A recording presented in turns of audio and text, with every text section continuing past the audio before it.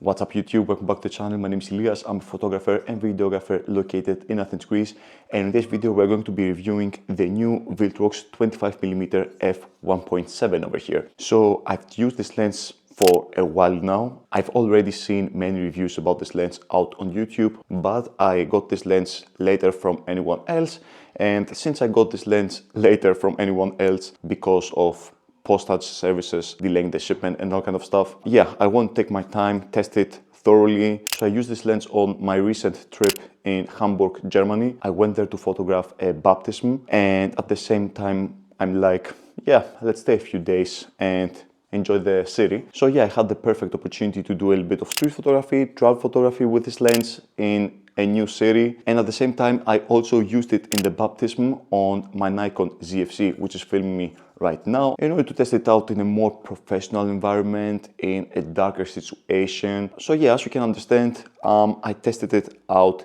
in many different situations, and you will see many beautiful images throughout the whole video, which were shot with this lens over here. First things first, we're going to be talking about the build quality. Down the road, we're going to mention the build quality, autofocus, and all kind of stuff. Of course, down below you will find timestamps to skip to whatever part of the video you want to. So if you don't care about the build quality and you just want to check out the results and all kind of stuff, then go ahead and skip to that part of the video. So about the build quality of this beautiful lens over here. So like I said, this lens over here is branded as a Viltrox Air series lens, which means that it's really lightweight. It only weighs 170 grams, which makes it really lightweight. It's not the smallest lens, so yeah, it's not like a pancake lens or something like that. Of course, as you can understand, it's made out of plastic, but it's good quality plastic. How can I say it? Like, I think all of us have bought bad plastic lenses. The plastic feeling that this lens has is actually pretty acceptable. So yeah, pretty solid, lightweight lens. Of course, on the whole body, the lens is pretty much naked. You don't get any manual focus to autofocus switches. You don't get any aperture rings if you care about that. Personally, I never use aperture rings, but sometimes it's nice to have them. You get a nice and big manual focus ring over here. It has a nice texture on it, pretty solid and smooth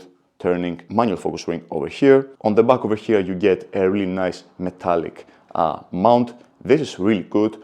Most lenses at this price point, especially branded lenses from Nikon, Sony, Canon, they give you a plastic bag. You also get the USB-C port over here for future firmwares. Viltrox also uses a new design over here on the rear lens caps over here. They are much better quality from the Nikon ones, let's say. And we also get a new lens hood over here. It has a weird but nice looking look, but yeah, that's pretty much it about the build quality of this lens. This lens is not weather sealed, so I wouldn't use it on the rain. When I was in Germany, we had a little bit of drizzling going around, so quite a few droplets and rain hit the lens, and of course it survived. And yeah, I got some really nice images throughout the rainy-ish weather in Germany. All right, let's now talk about the all-important image quality, autofocus, and all that good stuff.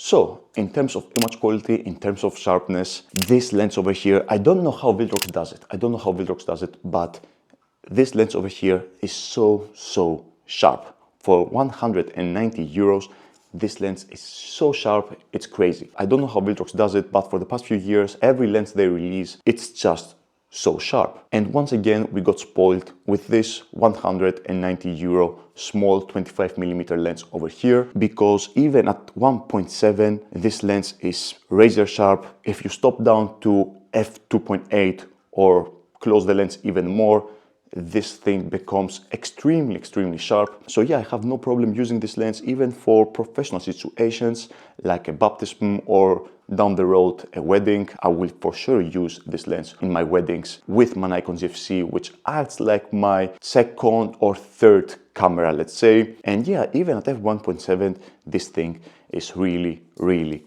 sharp. I think it's really hard to beat this lens over here in terms of sharpness wide open. Let's say we compare this lens with the Nikon 24mm f1.7.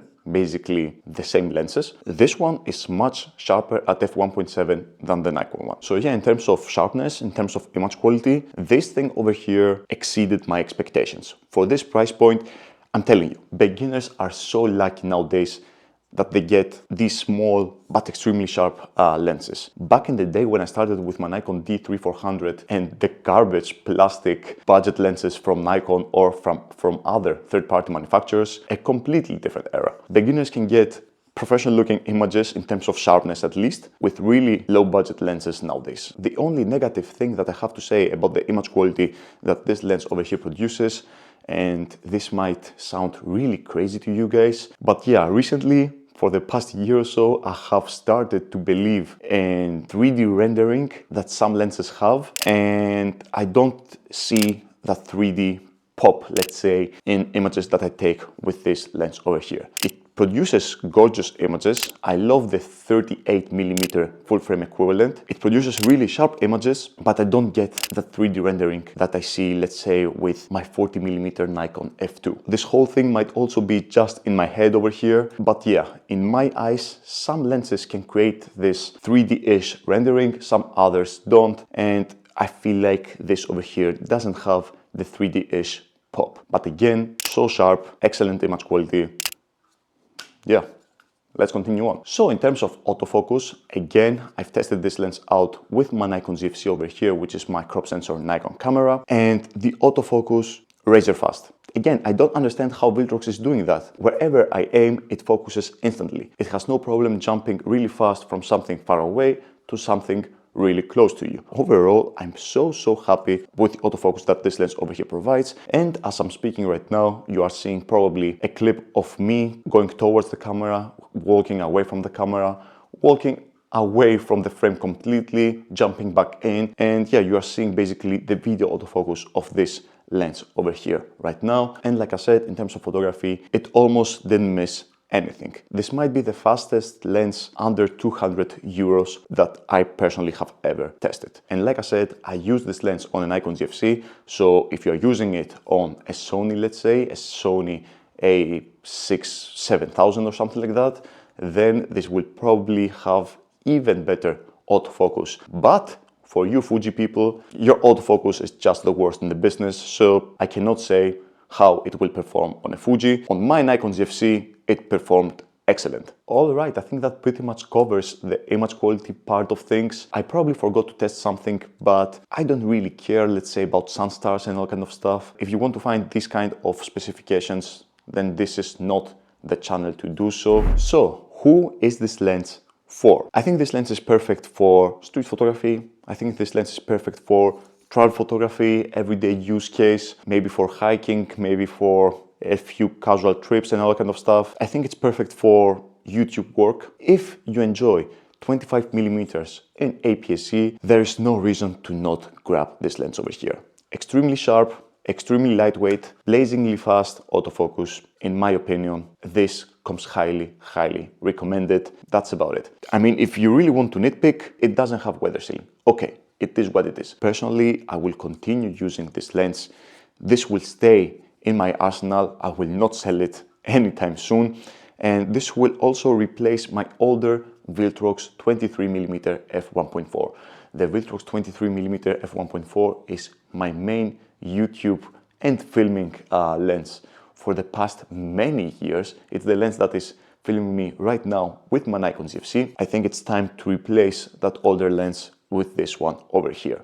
The crazy thing is that the older lens is also more expensive from this one, but it comes with a metallic body with a 1.4 aperture, but personally I will replace it with this one over here. I will make a video comparing these two lenses really soon, so if you want to see the comparison in order to find out which Viltrox lens is the right one for you to choose, then definitely subscribe and maybe even turn on the notifications. I know that I haven't posted for a month or so, but life has been really crazy. I'm working on many different projects behind the scenes. Many reviews are coming. I have a few really interesting lenses that I want to review. So yeah, I will stop yapping. If you like reviews, if you like photography, videography, if you like professional but also casual photography, then definitely subscribe in this channel over here. I would love to see you guys back in the next one. Thank you so much for spending a little bit of your valuable time by watching my content. This really, really means the world to me. And yeah, as always, see you all next time. Take care. Peace.